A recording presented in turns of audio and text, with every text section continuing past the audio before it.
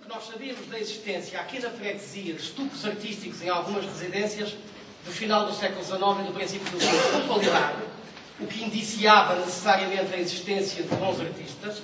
E depois, por outro lado, extremamente interessante, que é a questão dos maquetistas. Por um acaso, enfim, não terá sido obviamente só obra do acaso, mas por várias circunstâncias que a seguir tentarei rapidamente explanar, mas elas estão bem explicadas no livro, uma grande parte dos maquetistas de maquetagem em gesso, que entre os anos 40 e os anos 80 do século XX foram oriundos desta freguesia. O que à primeira vista parecia realmente uma coisa extraordinária. Como é que tanto uma só freguesia deu origem a tantos maquetistas?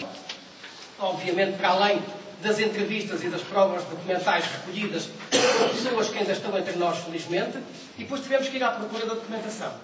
E encontramos realmente as provas, precisamente, dessa história dos estucadores vilarmourenses, que a partir de agora, e este trabalho prova-o sem a menor dúvida, passam a fazer parte da grande pleia de estucadores alto-minhotos da segunda metade do século XIX e do princípio do século XX.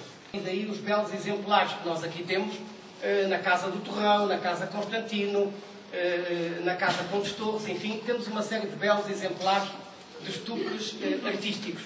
Então encontramos essas duas primeiras gerações de estucadores vilarmourenses no final do século XIX e no princípio do século XX, com grandes nomes, que eu não vou aqui, obviamente, agora poder dizer todos, os Pregas primeiros, os Constantinos, os Cavadas, enfim, toda uma série dessas primeiras duas gerações de estucadores vilarmourenses, e encontramos dezenas de nomes.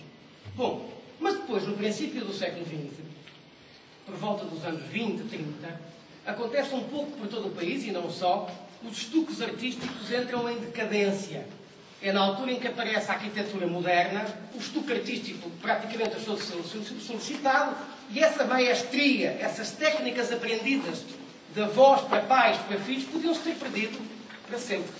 Só que aí aconteceu uma coisa realmente interessante e extraordinária, que foi a mesma coisa que estava em grande parte a matar o estuque artístico, a arquitetura moderna, precisou do gesso para ver materializadas os seus anteprojetos. E o que acontece é que ali, dentro da terceira geração de estucadores vilarmourenses, estamos a falar dos anos 30 do século XX, princípio dos anos 40, migra do estuque, não todos, como é evidente, alguns continuam no estuque, mas um estuque mais simples, migram para as maquetas. E aqui aparece o primeiro grupo de maquetistas de vilarmourenses. Enfim, onde se destacavam Tiziano Violante, Manuel Renda, Vítor Barroca, João Barros e Gil Barreiros, sobretudo estes. No momento da exposição do mundo português, muitos maquetistas vilarmourenses estão lá a fazer a maqueta da exposição do mundo português e depois, a partir daí, não param mais. É este primeiro grupo que eu disse há pouco, sucede depois, pouco depois, um segundo grupo, integrado pelos irmãos Constantino, Alberto e Valdemar, que estão aqui entre nós, João Laerte, que formam então um segundo grupo de estucadores, de maquetistas vilarmourenses, e depois, mais tarde, ainda haverá um terceiro grupo, João Azevedo, que está aqui entre nós, a quem agradeço também toda a colaboração que deu a este trabalho, o Sr. João Laerte, o Sr. Alberto Constantino, o Sr. José Barreiros, o Sr. João Giestal e o Sr. João Violante, são as pessoas que nós entrevistámos diretamente e de cujo contributo mais beneficiámos para saber o que aconteceu precisamente.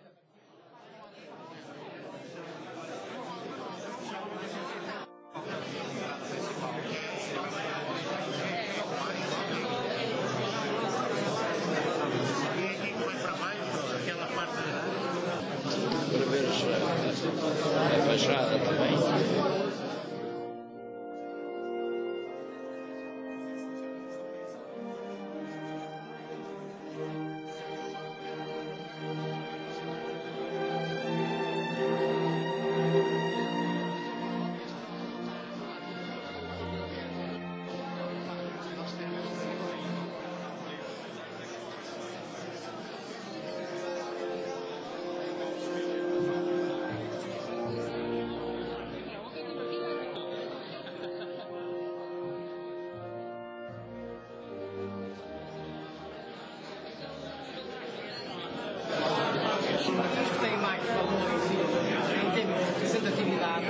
É